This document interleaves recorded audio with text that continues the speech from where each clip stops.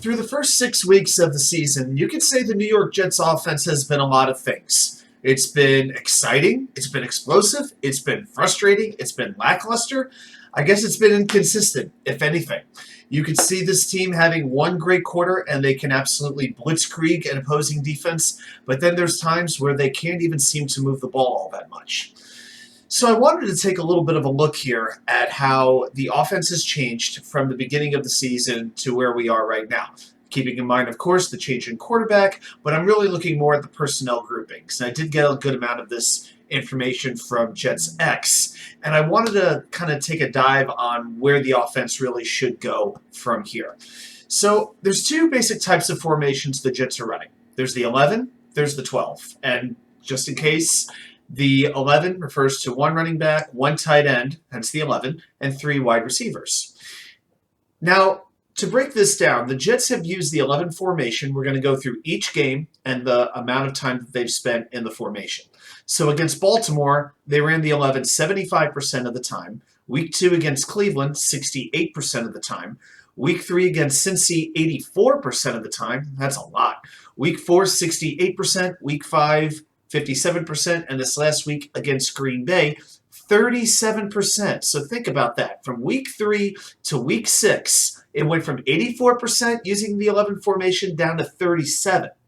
So what's been used in place of the 12? I mean, the most common, the 11 is a very frequently used formation around the NFL nowadays, which is a passing-heavy league. Well, it's been the 12 formation, one running back, 2 tight ends, and 2 wide receivers. Let's look through the percentages on that. So week 1 versus Baltimore, the Jets ran it 14 times, 17%. Week 2, 20%. Week 3, 12%. Week 4, 19% against Pittsburgh. Week 5, 21% against Miami. Week 6, 34%. Now, to give you a reference on that, the average among NFL teams to use the 12 formation is 18%. So the Jets have been above average 4 of those times, but this week they nearly doubled the league average with 34%. And it's working pretty well. They used 5 passing plays out of the 12 personnel, and on those plays, the Jets picked up 48 yards. That's 9.6 per play.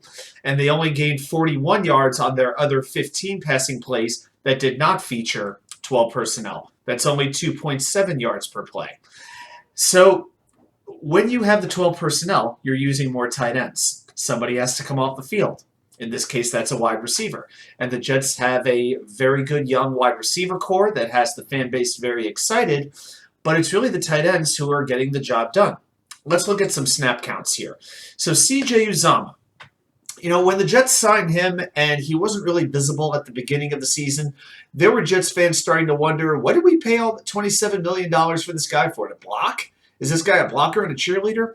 Well, his snap count has jumped from 27% week 1 to 78% against Green Bay in week 6. He is not going to be on the field 78% of the time if Mike LaFleur doesn't think that he is a useful piece. And if we've watched his blocking, oh my goodness. The blocking that he has shown has gotten better and better. cjuzomah is not just a cheerleader. He can flat out play football. Tyconklin is a little interesting. So he played 88% of the snaps week 1 against Baltimore. We know he's had his drop issues, he's had his fumbling issues, but he's definitely shown some glimpses to make big plays when needed. But his playing time has decreased from 88% to 68%.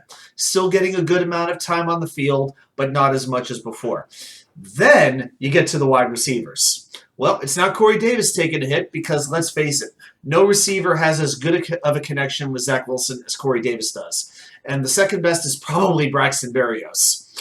But elijahmoore, it is pretty amazing. He has shown that he can get open. The ball's just not finding him right now.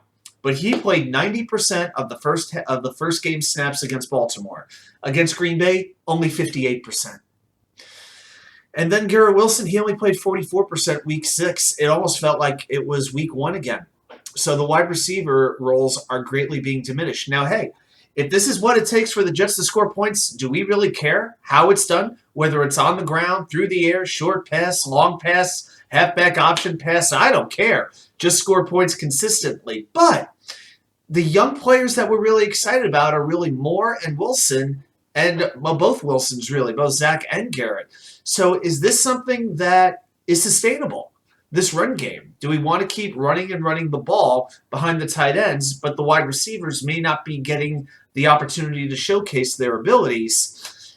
Can this old school approach of smash mouth run and great defense and great special teams, we can't leave out the special teams, can that sustain the Jets throughout the rest of the season?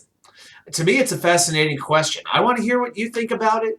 Do you want to see more 12 formation? Do you want the two tight ends? Do you think this offense, once Zach gets a little bit more time under his belt, can he develop those connections with Garrett Wilson and with Elijah Moore? And will that relegate Breece Hall and Michael Carter to more of a backseat?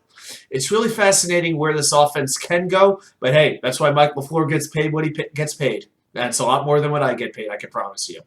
Well, thanks everybody for joining us. I'll see you back here with more content from you know where. The Wicker Chair.